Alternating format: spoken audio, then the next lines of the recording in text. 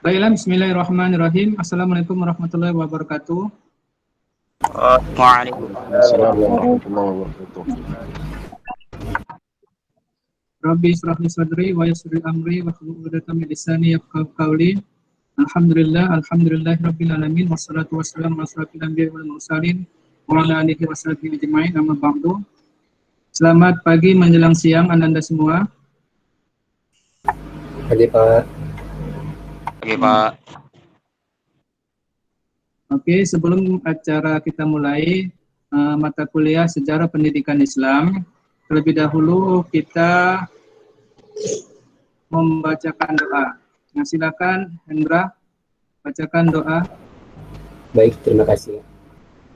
Sebelum kita memulai aktivitas pada pagi hari ini, alangkah baiknya kita berdoa. A'udzubillahi minasyaitonirrajim. Bismillahirrahmanirrahim. Alhamdulillahirabbil alamin. Hamdan yuwafi ni'amahu wa yukafi mazidah. Ya Rabbana lakal hamdu kama yanbaghi li jalali wajhika karimil wa 'azimi sultanik. Allahumma sholli ala sayyidina Muhammad wa ala ali sayyidina Muhammad. Allahumma inna nas'aluka salamatan fid din wa afiatan fil jasad wa ziyadatan fil ilmi wa barakatan fil rizqi wa taubatan qabla al maut wa rahmatan 'indal maut wa maghfiratan ba'dal maut. Allahumma hawwin 'alaina fi sakaratil maut wan najata minan nar wal afwa 'indal hisab. Rabbana zalamna anfusana wa illam taghfir lana wa tarhamna lanakunanna minal khasirin.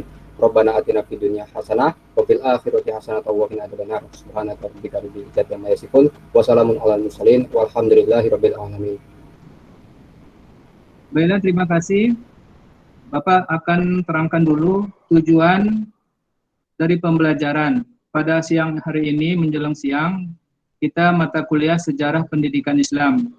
Jadi hanya sebatas tujuannya itu dibatasi kepada 3, yaitu mengetahui, mengenal karya-karya para ilmuwan muslim pada masa Abbasiyah. Yang kedua, mengetahui dan mengenal kurikulum-kurikulum yang ada pada masa Bani Abbasiyah. Yang ketiga, mengetahui tentang lembaga-lembaga pendidikan Islam yang ada di masa Abbasiyah. Jadi pada pertemuan hari ini kita membahas pembahasan pertemuan yang keempat, yaitu tentang pendidikan Islam di masa Abbasiyah. Nah, nanti Bapak akan memutarkan video berisikan salah satu contoh karya-karya ilmuwan muslim yang sedang diajarkan. Jadi Ananda tugasnya hanya mengamati, melihat, dan memperhatikan apa isi yang terdapat di dalam kitab-kitab karya ilmuwan muslim pada masa klasik. Ya, tunggu sebentar ya.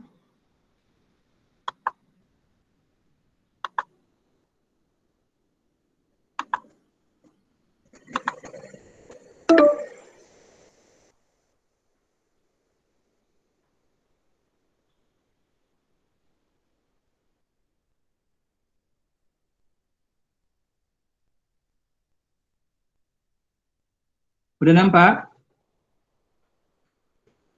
Belum, Pak. Belum, Pak. Yang ini? Kelihatannya muka Bapak aja yang nampak. As-sa'adah tegesi yang membuat bahagia kolbu.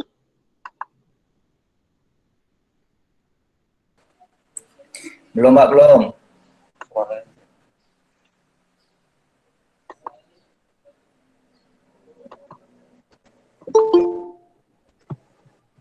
Nia online kan bisnisnya dengan membuat website menggunakan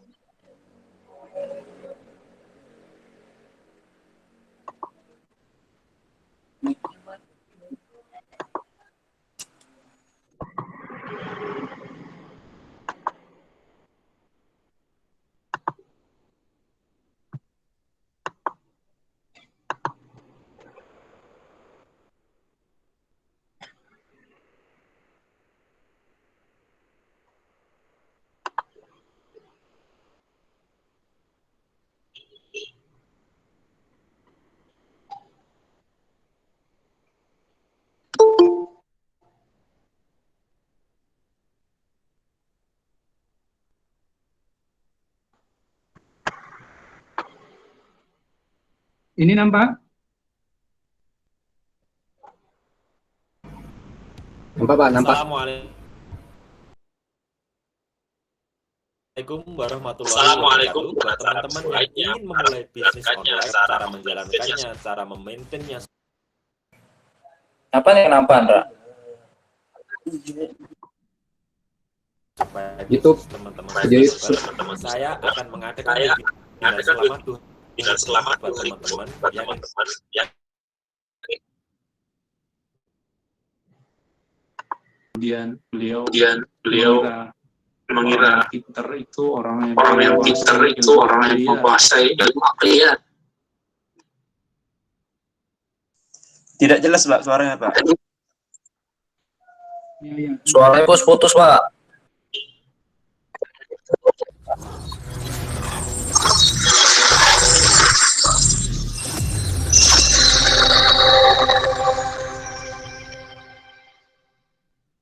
kita kimia usaha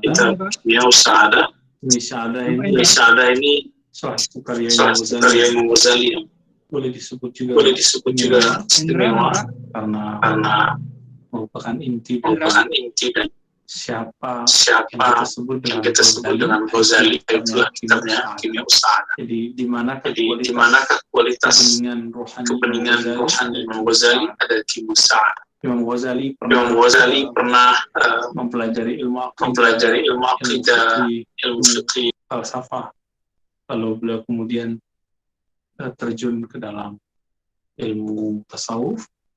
Maka semuanya terlihat coraknya di dalam kitab ini. Semua ilmu tadi merupakan pengalaman Imam Al-Ghazali mencari sa'adah, mencari kebahagiaan. Dulu beliau mengira orang bahagia itu banyak hafalan, maka belum menghafal hadis, menghafal Quran, menghafal kitab-kitab. Setelah hafal, ternyata beliau tidak menemukan kebahagiaan. Lalu kemudian beliau mengira orang yang pintar itu orang yang menguasai ilmu akliyat, mampu berpikir keras, bisa berdebat. Maka beliau menghafalkan juga kita mantik, menguasainya dengan baik, sampai belajar falsafah. Ternyata setelah menang berdebat pun tidak bahagia. Beliau mengira tadinya bahwa orang bahagia itu kalau punya gelar. Kalau sekarang mungkin ada gelar sarjana, S1, S2, S3, PhD, doktor, ada gelar profesor. Dan Imam Ghazali mendapatkan itu semua. Gelar terakhir beliau adalah Hujjatul Islam. Kalau zaman sekarang boleh kita sebut profesor lah ya. Itu gelar kampus. Karena di kampus, di college, di university, di universitas, itu ada gelar profesor yang hanya diberikan oleh, kalau di negara kita, misalnya Indonesia, hanya diberikan oleh presiden melalui kementerian-kementerian. Jadi itu SK-nya, suratnya langsung dari presiden yang diwakili oleh menteri-menteri yang berkaitan, menteri agama atau menteri pendidikan atau yang berkaitan dengan perguruan tinggi. Nah, di zaman beliau itu langsung diturunkan oleh Nizamul Mulk, oleh pihak kerajaan, dan beliau mendapatkan gelar Hujjatul Islam. Tapi beliau pun tidak bahagia. Beliau mengira bahagia itu dulu kaya, akses, banyak, terkenal. Ternyata beliau mendapatkan semua itu dan pun tidak bahagia. Maka kitab ini ditulis awalnya dalam bahasa Persia, kemudian beliau ringkas, ya. Dan ada yang mengatakan bahwa ringkasan ini bukan dari beliau, tapi dari Imam Muhammad Amin Al-Qurdi. Beliau seorang Naqsyabandi, punya kitab Tanbirul Qulub, dan kita sudah tahu kitabnya. Nah, ini salah satu bentuk dari ringkasannya. Saya mohon bantuan nanti Sidi Musa atau tim ribat nanti yang membaca. Ya, tafadhal, kita sebelumnya kita baca surah Al-Fatihah.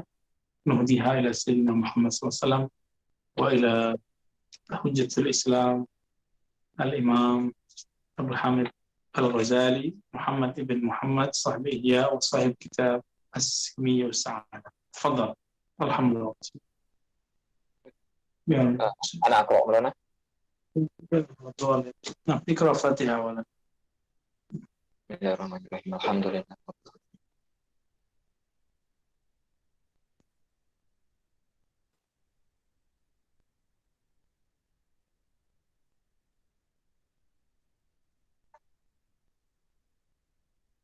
Nah, fadal. Bismillahirrahmanirrahim. وبسندكم المتصل إلى الإمام حجة الإسلام أبي الحميد الغزالي محمد بن محمد الغزالي رحمه الله تعالى ونفعنا الله به وبعلومه وبكم بعلومكم في الدارين آمين. قال كيمياء السعادة. بسم الله الرحمن الرحيم. الحمد لله الذي أسعد قوالب الأصفياء بالمجاهدة وأسعد قلوب الأولياء بالمشاهدة. Nah, fokus yang tadi sedikit, nanti saya jelasin.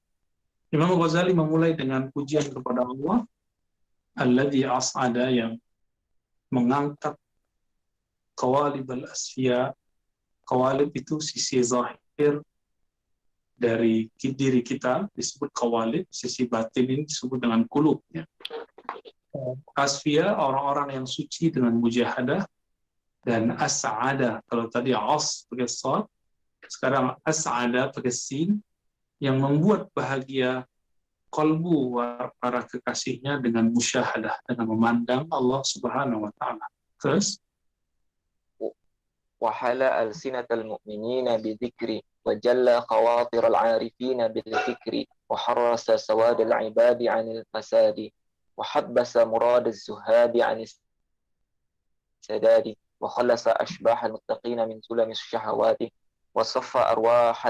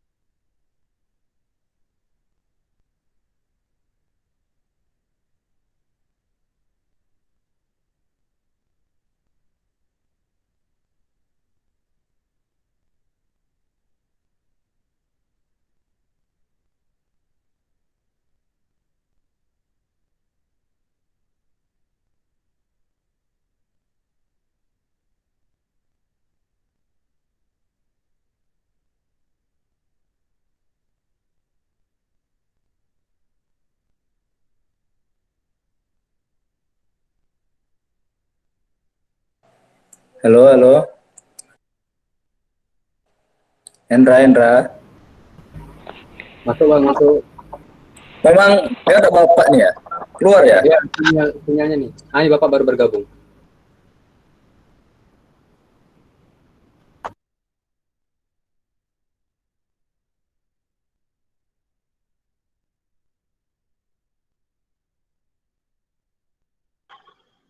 Terputus. Iya, Pak, terputus. Sinyalnya, Pak.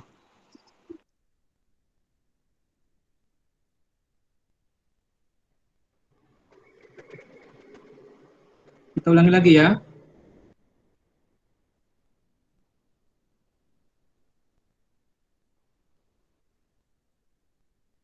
Sholat dan orang-orang yang fisal al-ahrar, sedangkan para ahrar ini ahli qalbu yang mereka bebas secara rohani, biasa bersilat dengan hubungan yang sangat jelas, sangat kuat, sangat istiqomah.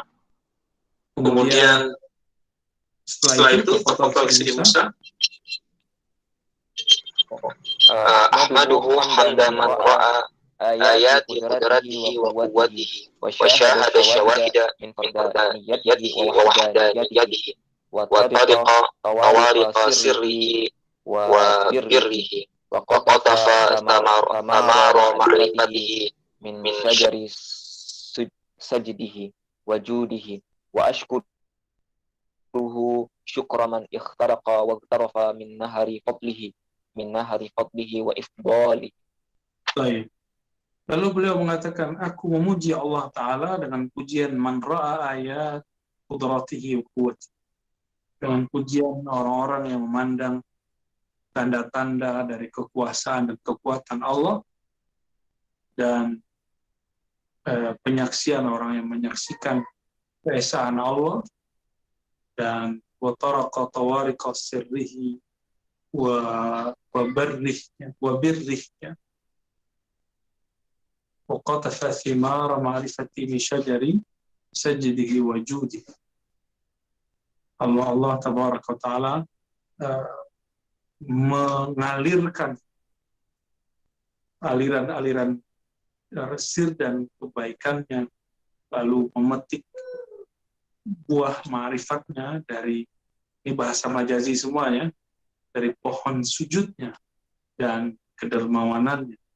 Lalu Imam Ghazali mengatakan, ashkuru syukra, aku bersyukur dengan syukur orang-orang yang ikhtaraqa wa ikhtarafa, yang meneguk dari nahri fadlihi wa ifdali, yang meneguk langsung dari sungai anugerahnya. Maksudnya kalau diringkas, aku memuji Allah dengan pujian yang sepantas-pantasnya. Kira-kira begitu ya.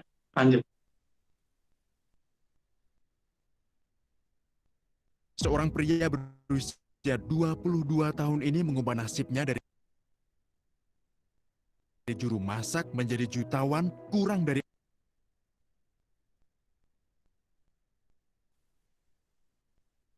Uminu bihi imana man amana bi kitabihi wa khitabihi wa anbiya'ihi wa asfiyaihi wa wa'dihi wa wa'idihi wa thawabihi wa iqabihi wa ashhadu an la ilaha illallah wahdahu la syarika lahu wa ashhadu anna Muhammadan 'abduhu wa rasuluhu ba'athahu li aslabil fasaqati wal fajarati qasiman wala ural jahidina wal mariqina qasiman wali ural jahidina wal mariqina qasiman wali baghi syakki wa syirki qahiran wali atba'il haqqi wal ihsani nasiran wa salawatullahi alaihi wa ala alihi wa ashabihi ajma'in.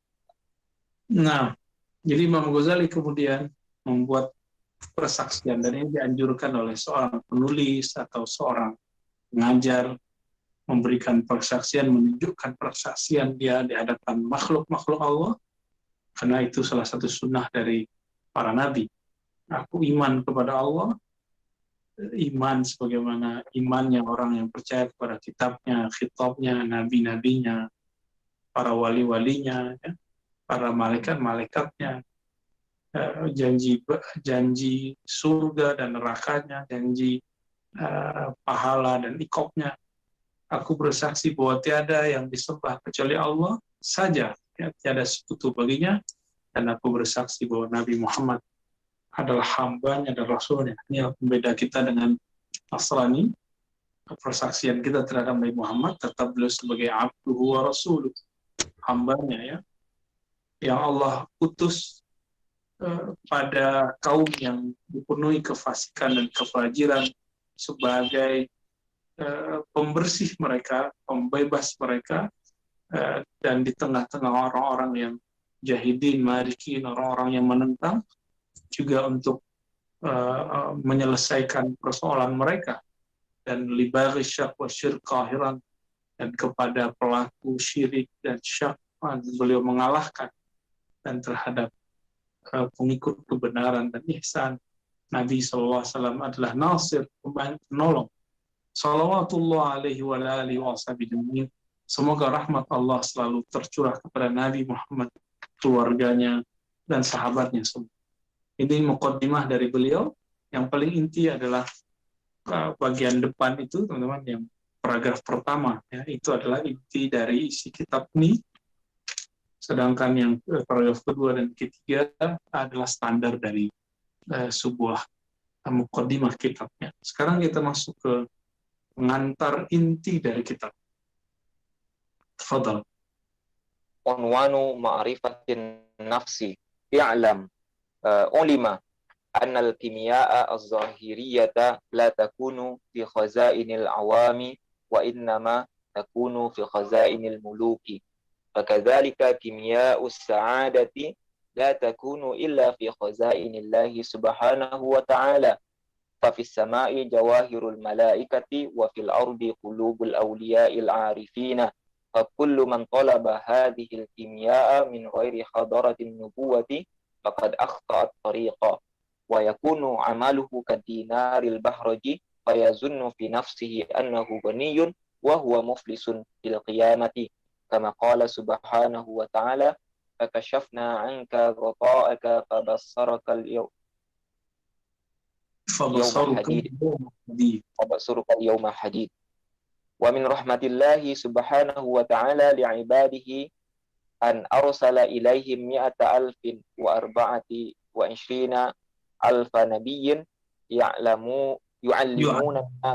يعلمون الناس نسخة الكيمياء ويعلمونهم كيف يجعلون القلب في كور المجاهدة وكيف يطهرون القلب من الأخلاق المذمومة وكيف يؤدونه لطرق الصفاء كما قال سبحانه وتعالى هو الذي بعث في الأميين رسولا منهم يتلو عليهم آياته ويزكيهم ويعلمهم الكتاب والحكمة أي يطهرهم من الأخلاق المذمومة ومن صفات البهائم ويجعل صفات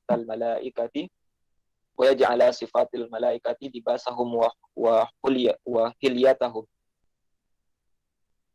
ومقصود هذه الكيمياء أن كل ما كان من صفات النقص يتعرى منه وكل ما يكون من صفات الكمال يلبسه. وسر هذه الكيمياء أن ترجع من الدنيا إلى الله كما قال سبحانه وتعالى وتبتل إليه تبتيلا. وفضل هذه الكيمياء طويل. Baik. Beberapa kalam teks akan saya terjemahkan harfiah dan selebihnya saya jelaskan secara maknawi, ya, supaya lebih cair. Jadi beliau ingin mengatakan bahwa kimia sa'adah itu dimulai dari ma'rifatun nafs. Maka beliau mengatakan, ketahuilah annal kimia az-zahiriyah. Kimia ini bisa diartikan inti atau barang berharga, ya. Inti kebahagiaan atau barang berharga. Barang berharga la takunu secara zahir, di alam yang zahir, la takunu illa fi khazainil awam. Tidaklah disimpan di perbandarahan, di rumah-rumah, di peti-peti orang awam. Innama takun, itu hanya disimpan dalam khazanah para raja. Jadi secara zahir saja barang-barang mulia, barang-barang berharga itu hanya disimpan oleh orang-orang yang kita sebut raja dulu. Apalagi kazalika kimya'us sa'adah, apalagi inti dari kebahagiaan. Maka tidak tersimpan kecuali dalam khazanah Allah Subhanahu wa ta'ala. Di langit ada kimia yang disebut jawahirul malaika, yaitu para malaikat. Di bumi ada qulubul awliya al-arifin. Jadi kita nggak usah ngerasa keder juga dengan malaikat. Di bumi juga ada yang sangat berkualitas, yang sangat mahal, yaitu kolbunya para awliya dan arifin. Apa beda wali dan arif? Wali ini kekasih Allah yang mereka istiqomah menjalankan kehambaannya kepada Allah, maka Allah pun jatuh cinta kepada mereka. Sedangkan arifin, mereka yang sudah mengenal Allah dengan musyahadah, langsung bertemu Allah Subhanahu wa ta'ala. Ini beda wali dengan arif. Maka tidak semua wali itu arif, tapi setiap yang arifin pasti awliya, wali. Fakullu man talaba hadhil kimya. Nah, siapa yang ingin mencari kebahagiaan yang sejati ini, tapi tidak melalui jalur ajaran para nabi, maka faqad akhta'at tariq. Dia telah keliru dalam menjalani atau mencari, menempuh jalan. Maka amalnya yakunu amalu kadinar al-bahraj. Seperti dinar yang sangat berkilau, fayazunnu fi nafsihi annahu ghani wa huwa muflis fil yaumil qiyamah. Maka orang-orang seperti ini mengira dirinya ghani, kaya, tapi pada hakikatnya dia merugi pada hari kiamat. Inilah yang dikatakan di dalam Al-Quran. Jika itu terjadi, apa itu? فَكَشَفْنَا عَنْكَ غِطَاءَكَ فَبَصَرُكَ الْيَوْمَ حَدِيدٌ. Pada hari nanti, hari kiamat, kami akan bukakan kepada engkau ghita'aka, tabir yang menutupi. فَبَصَرُكَ الْيَوْمَ حَدِيدٌ. Maka pandanganmu saat itu ibarat hadid, seperti besi, yang maksudnya jelas ya. Wa min rahmatillah, di antara rahmat Allah kepada kita, ila ibadihi, kepada hambanya, Allah pernah mengirim di bumi ini 124.000 permata-permata berupa para nabi. Jadi jika di atas sana di malaikat ada malaikat-malaikat, di langit sana ada malaikat-malaikat, maka di bumi ini Allah pernah mengirim berlian-berlian rohaninya sebanyak 124.000. Apa yang mereka lakukan? Karena mereka mempunyai inti dari kebahagiaan, yu'allimuna an-nasa nuskhatal kimia. Mereka mengajarkan umat manusia lembaran-lembaran atau inti-inti dari ajaran kebahagiaan. Wa yu'allimunahum kaifa yaj'aluna al-qalba fi quril mujahadah. Mereka mengajarkan manusia bukan hanya diajarkan misalnya saya langsung ngasih orang duit, tidak, tapi diajarkan bagaimana cara menghasilkan duit. Ini yang disebut yaj'aluna al-qalba fi quril mujahadah. Menjadikan kolbu berada pada posisi dimujahadahkan. Kur ini itu besi yang lagi ditempa. Nah, maka kolbu itu jika ditempa, maka penempaannya disebut dengan mujahadah. Nah, nabi-nabi tersebut mengajarkan manusia bagaimana cara menempa kolbu, sebagaimana ahli besi menempa besi. Wa kaifa yutahhiruna al-qalba min al-alkhatil mazmumah. Mereka mengajarkan bagaimana cara membersihkan kolbu dari akhlak-akhlak yang tercela sehingga terhalang dari kimia usaha. Kaifa yu'addunaha liturqis safa. Mereka mengajarkan agar kolbu tersebut mampu menempuh jalan-jalan kebeningan. Kama qala subhanahu wa ta'ala walladzi ba'atsa fil ummiyyin. Nah, ini menjelaskan tentang makomnya Nabi. Dialah yang mengutus fil ummi, di kalangan para ummi. Maka Nabi ini disebut Nabiul Ummi. Ummi itu teman-teman bukan artinya kejahilan, kebodohan.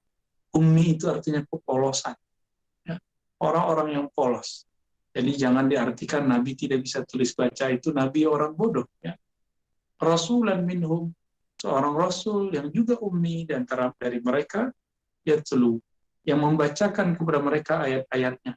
Teman-teman, apakah masih disebut bodoh orang yang mungkin tidak bisa membaca teks tertulis, tapi bisa membaca teks yang tidak tertulis di kalangan manusia, tapi tertulis di langit sana? Apakah kita masih menyebut Nabi ini ummi secara harfiah? Ya. Wa yuzakkihim wa yu'allimuhumul kitab wal hikmah. Dalam surah Al-Jumu'ah, Nabi ini punya metodologi dalam mengajar, punya tahapan-tahapan dalam mengajar. Pertama, yatlu, mengalirkan, membacakan kepada mereka ayat-ayatnya. Yang kedua, yuzakki, membersihkan mereka, tazkiyah. Yang ketiga, yu'allimuhum, mengajarkan mereka dua hal.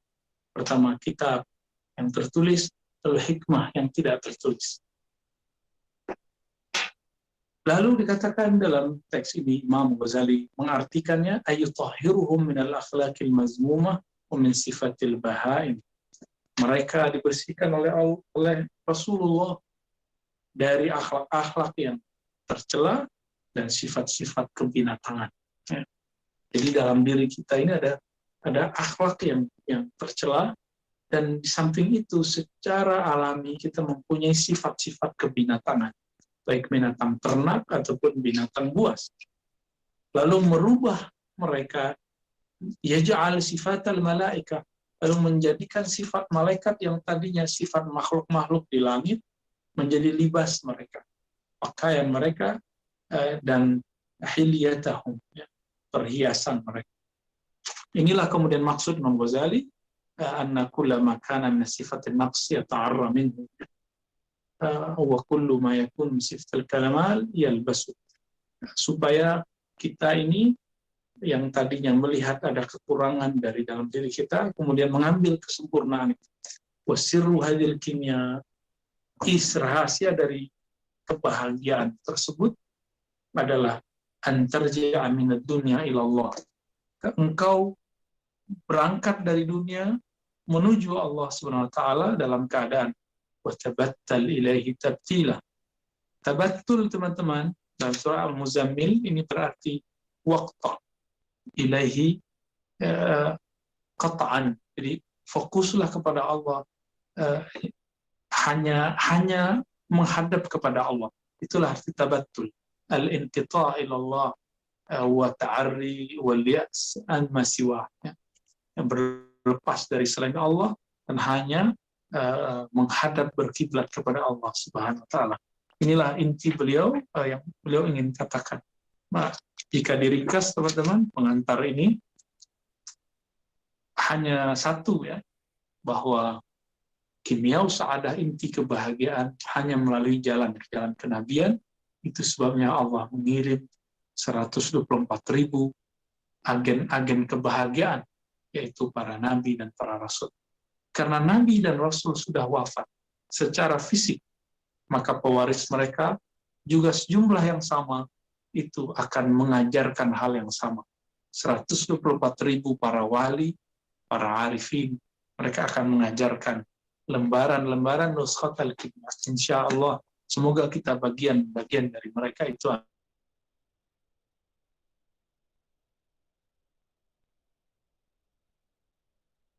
Nama saya Abdul, pemilik toko baju muslim. Bulan Ramadan kali ini, alhamdulillah,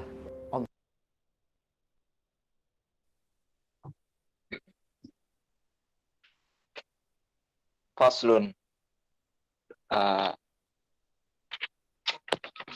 Amma sawaliku ma haqiqatul qalbi falam yaji fi syari'ati aktsaru min qaulillahi ta'ala wa yas'alunaka 'anir ruh qulir ruhu min amri rabbi. Li'anna ruha juz'un min jumlatil qudrati.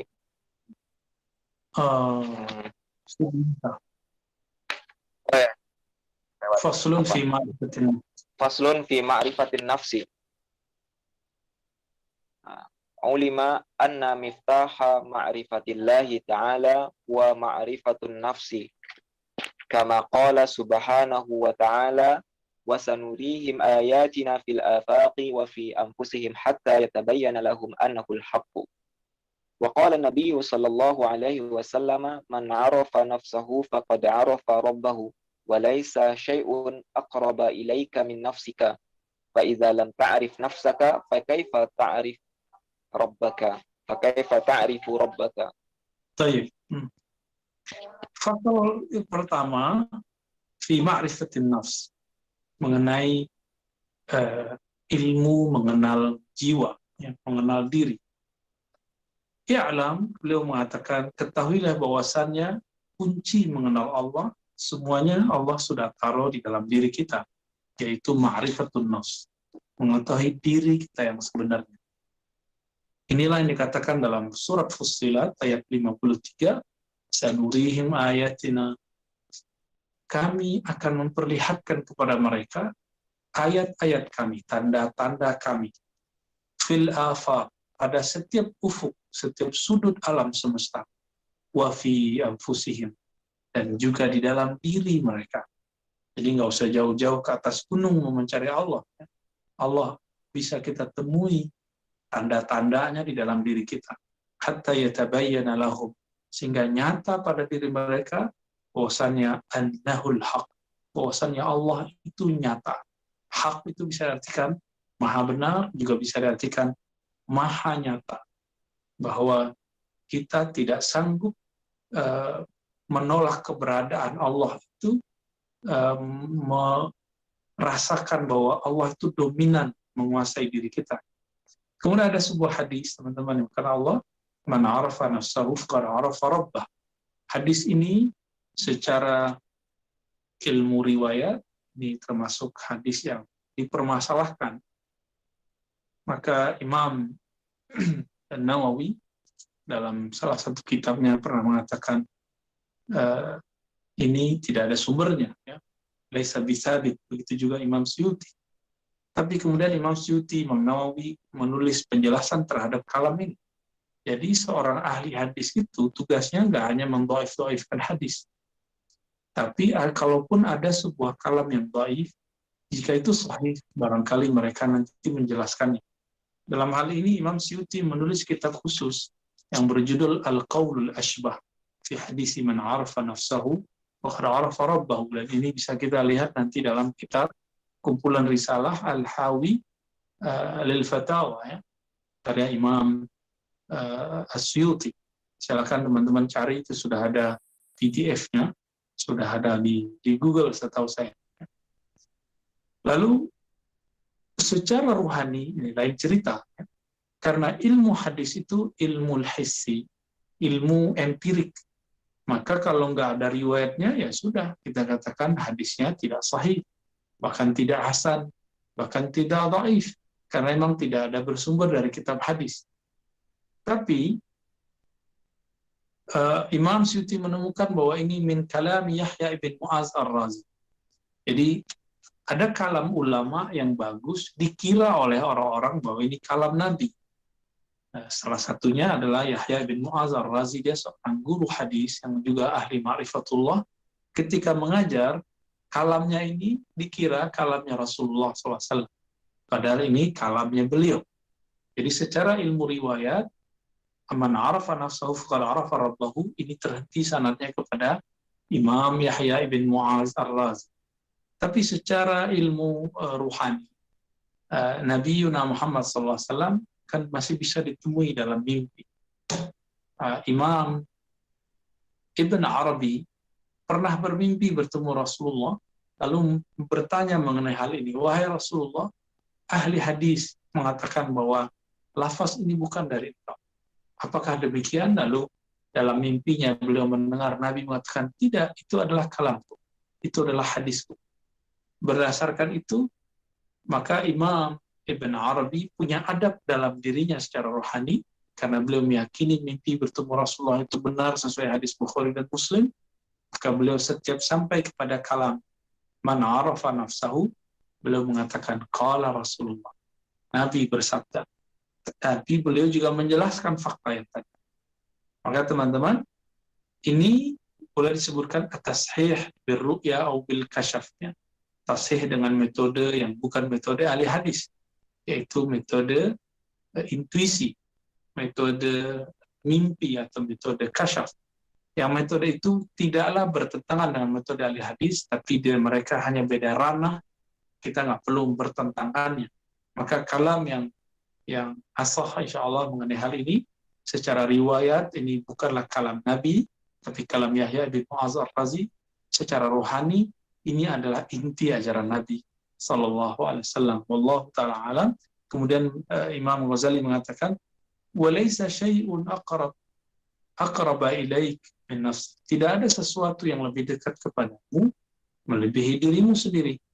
Jika engkau tidak mengenal dirimu, bagaimana mungkin engkau mengenal Rabb? Itu pertanyaan Imam Ghazali. Ya, lanjut, Sidi Musa. Lain qulta inni a'rafu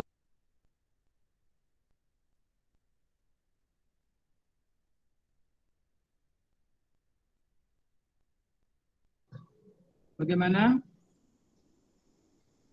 Sudah menyimak dan memperhatikan karya-karya, salah satu contohnya tadi karyanya Imam Al-Ghazali, Kimyatus Syahadah. Ada yang bisa memberikan apa isi dari penjelasan yang diterangkan dari salah satu video tadi? Silakan. Dari Anda semua ada yang bisa menceritakannya?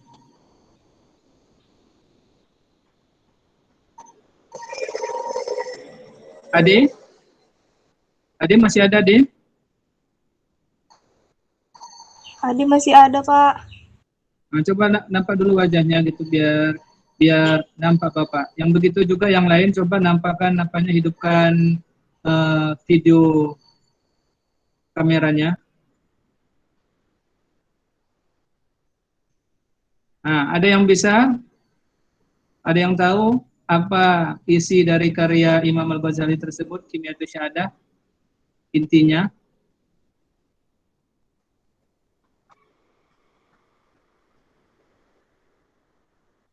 Ada? Hendra bisa?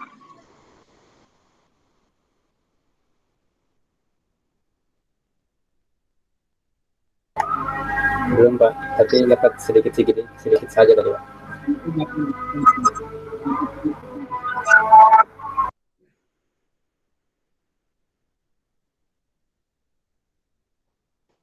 Coba Indra, nggak apa-apa, silakan.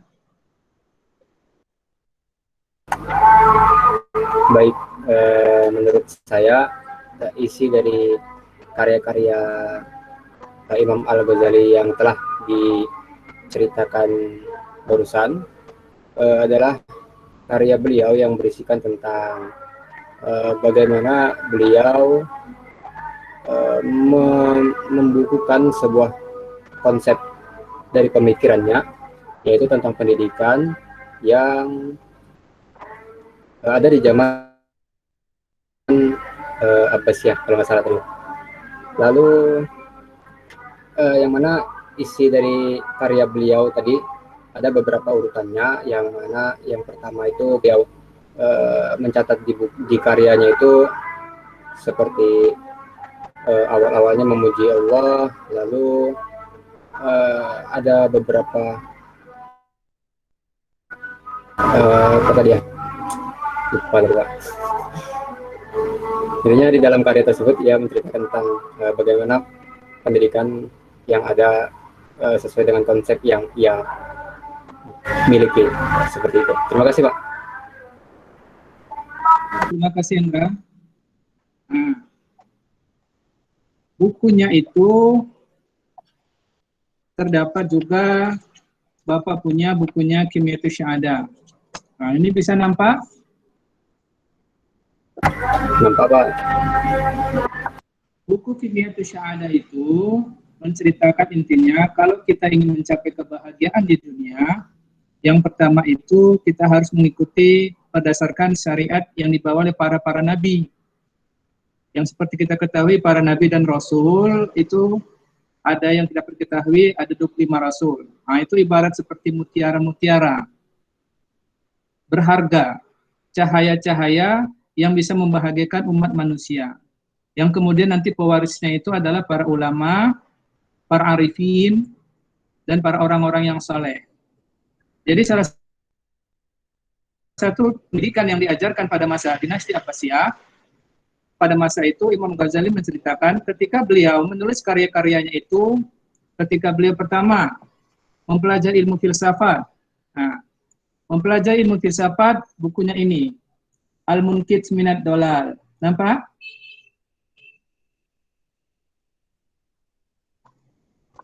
Gelap, Pak. Gelap ya?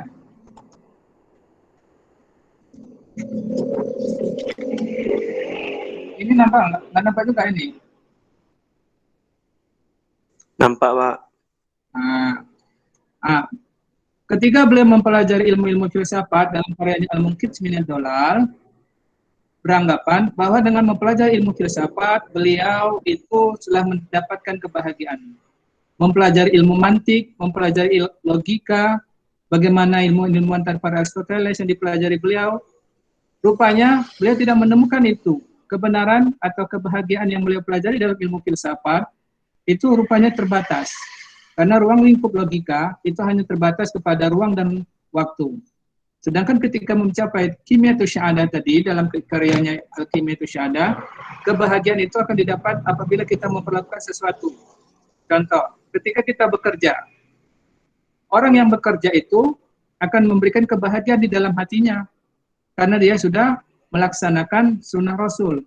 Seorang manusia itu harus bisa mengaplikasikan segala kehidupannya itu dengan melalui bekerja. Makanya orang muslim itu dikatakan muslim apabila dia mampu bisa menghidupkan dirinya sendiri, bisa menghidupkan apa yang ingin kebutuhan dia, tanpa dibantu oleh orang lain ataupun dibantu oleh orang tua. Maka kita harus bekerja. Jadi kalau kita seseorang yang sudah bekerja, misalnya kan, itu akan memberikan kebahagiaan dalam dirinya. Beda dengan orang yang memang tidak mendapatkan pekerjaan. Itu salah satu contohnya. Dan ketika orang melakukan suatu kebaikan, kebaikan itu akan diberikan dapat kebahagiaan ketika orang lain itu merasakan bahagia. Bukan kita yang bahagia, tapi orang lain. Jadi inti kebahagiaan itu bukan rasa kita yang bahagia, tapi bagaimana melihat orang lain itu bahagia. Nah, itulah dia. Kebahagiaan itu bukan untuk kita, tapi bagaimana kebahagiaan itu bisa membuat orang lain bahagia. Nah, salah satunya itu kita harus berpedoman kepada mutiara-mutiara yang dibawa oleh para rasul. Salah satunya tadi karya-karyanya. Nah, Bapak akan melampirkan karya-karyanya beliau. Nah, kemudian seperti contohnya, nah ini, nampak? Nampak.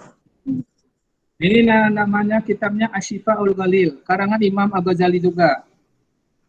Nah, berikut juga ini karya-karyanya Al-Fadilatul Batiniyah. Nampak? Nah, nampak, Pak. Menceritakan bagaimana kehidupan buku ini menceritakan bagaimana kehidupan ketika di Madrasah Nizamiyah. Di Madrasah Nizamiyah, pendidikan atau kurikulum yang diajarkan pada masa Abbasiyah itu bagaimana sangat terbukanya tentang pemahaman-pemahaman mazhab-mazhab baik dari Syafi'i, Hambali, Hanafi, Maliki. Ketika mereka mempelajari di Madrasah Nizamiyah, mereka mempelajari itu apakah baik dalam bidang hukum, apakah dalam hadis, apakah dalam tafsir, maupun dalam hal-hal bidang psikologi. Nah, contoh lagi, ini karya Imam Al-Ghazali, yaitu Al-Fatihat Al-Ulum. Nampak? Nampak, Pak. Nah, dalam kitab ini, beliau membagi ilmu pengetahuan. Nah, ilmu pengetahuan itu terbagi-bagi lagi. Ya, dia membagi, ada pengetahuan yang kalau kita dalam bahasa sekarang, ada pengetahuan umum, ada pengetahuan agama. Itu kalau bahasa kita. Tapi kalau menurut bahasa pada masa klasik, itu berbeda istilah dia. Nah, jadi dengan berbagai kita mengenal karya-karya, kita akan mengetahui apa kurikulum, apa bentuk lembaga-lembaga yang ada terjadi di masa Abbasiyah. Karena semua itu Contoh, kalau kita melihat lembaga-lembaganya, ada yang masih ada rupanya lembaga-lembaganya pada masa sekarang ini berdiri, sekolahnya atau universitasnya. Tidak ada kan? Nah, jadi kita bisa mengetahui bahwasanya dulu 1400 atau 2000 tahun yang lalu sudah ada atau pernah ada lembaga-lembaga pendidikan, terutama pendidikan yang diajarkan pada masa Abbasiyah melalui sekolah-sekolah atau madrasah-madrasah. Apakah dia madrasah Nizamiyah, apakah dia madrasah Al-Mustansiriyah, apakah madrasah dia Imam Abu Hanifah, banyak lembaga-lembaga tersebut. Nah, Bapak juga mau menjelaskan juga tentang karya-karya yang lain yang Imam Al-Ghazali. Nah, yang ini, nampak? Nah, ini karyanya ada Al-Ma'rifatul Aqliyah. Ini mempelajari bagaimana pengetahuan, bagaimana kita menggunakan akal atau logika kita. Jadi Imam Al-Ghazali itu adalah seorang ilmuwan yang tidak hanya berkecimpung dalam dunia pendidikan, ilmu pengetahuan, agama, filsafat, tasawuf, bahkan ilmu-ilmu yang lain pun juga. Maka mereka dikuasai semua ilmu-ilmu berbagai cabang ilmu pengetahuan. Nah, contoh lagi yang lain, misalnya ini ada nampak? Ini adalah karyanya Imam Al-Farabi, yaitu Kitabul As-Siyasatul Madinah, ilmu politik. Jadi ilmu politik pada abad ketiga Hijriah, itu ketika dinasti Abbasiyah sudah mulai runtuh, sebelumnya ini sudah ada. Imam Al-Farabi menulis tentang ilmu politik. Maka dikenal dalam sejarah kita, bapaknya ilmu politik Islam itu adalah Imam Al-Farabi. Melalui kitab ini, inilah karya beliau. Jadi karya-karya para ulama ilmuwan muslim itu ada. Semuanya ada. Apakah dalam bentuk manuskrip, apakah bentuk dalam kitab-kitab, ataupun dalam bentuk yang lainnya. Salah satu contohnya, pernah dengar Ibnu Sina? Pernah? Pernah, Kenapa? Kitabnya. Kitab Syifa Ibnu Sina. Kalau ini terjemahannya. Ada nampak bacanya Ibnu Sina? Ada, Pak. Jadi ini adalah kitab kedokteran. Bagaimana ilmu pengobatan pada masa ketiga Hijriah, Ibnu Sina sudah menulis tentang ilmu kesehatan, ilmu biologi. Inilah disebut dengan ensiklopedinya kedokteran Islam. Jadi kita harus mempelajari karya-karya ini karena kita adalah pewaris beliau, ulama-ulama, ilmuwan-ilmuwan. Jadi inilah mutiara-mutiara yang memang harus diwariskan kepada kita semua sebagai generasi penerus. Memperkenalkan kepada Anda semua bahwasanya beliau itu meninggalkan warisan intelektual yang sangat berharga, yang harus kita pelajari, yang kita harus teliti, dan kita wariskan kepada anak cucu kita nanti. Jadi jangan salah, ilmu pengetahuan yang ada di berkembang saat ini di dunia barat, itu semuanya adalah berdasarkan dari umat Islam, dari ilmuwan-ilmuwan Islam, intelektual Islam, para ulama. Maka jangankan kita boleh menghina ulama, jangan merendahkan para ulama, jangan mencaci para ulama, atau memenjarakan para ulama. Karena mereka adalah pewaris para nabi. Seperti dalam kitabnya tadi kan, memang para nabi adalah merupakan memberikan ajaran-ajaran yang sifatnya kewahyuan, tapi juga mengajarkan tentang berbagai ilmu pengetahuan dan pendidikan. Itulah pendidikan, kurikulum, dan lembaga-lembaga yang ada di masa Abbasiyah. Dan ada dari sini, Ananda tanyakan.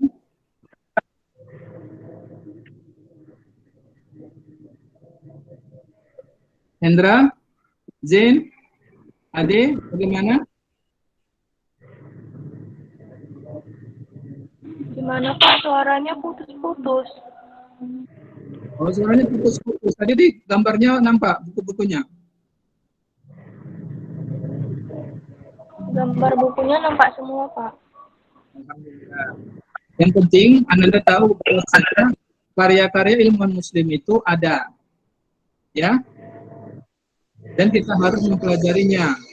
Jadi tujuan dari mempelajari pada mata kuliah sejarah pendidikan Islam kita hari ini, supaya Anda mengetahui bentuk-bentuk jenis-jenis karya-karya ilmuwan muslim. Apakah dalam bentuk psikologi, kedokteran, filsafat, tasawuf, ya kan? Ilmu pengetahuan, dan lain-lain. Biar kita menambah wawasan, kitalah sebagai pewaris mereka.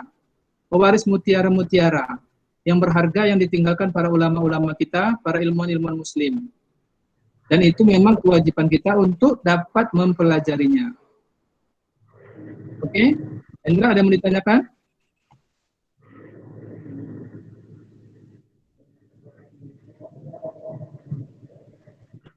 Ada yang lain mau ditanyakan, Hajar? Karina?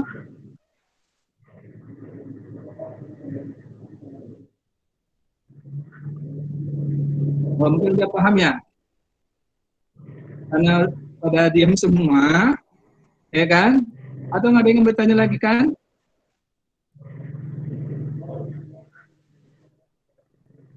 Oke, jadi kesimpulannya gini.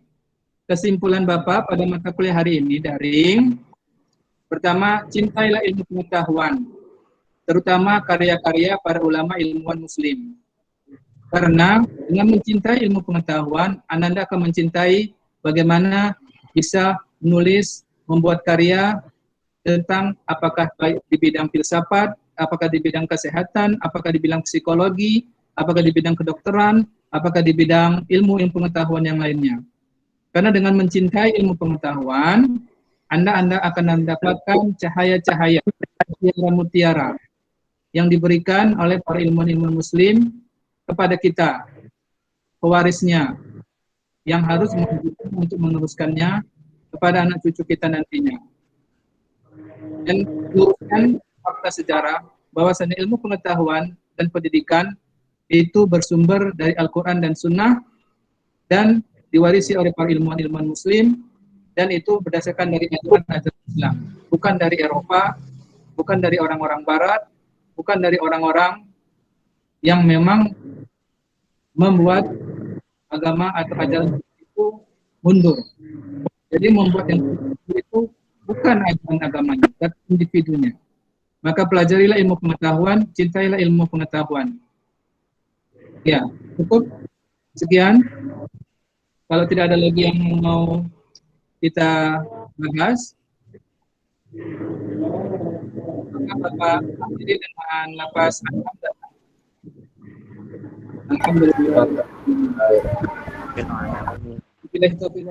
Assalamualaikum warahmatullahi wabarakatuh.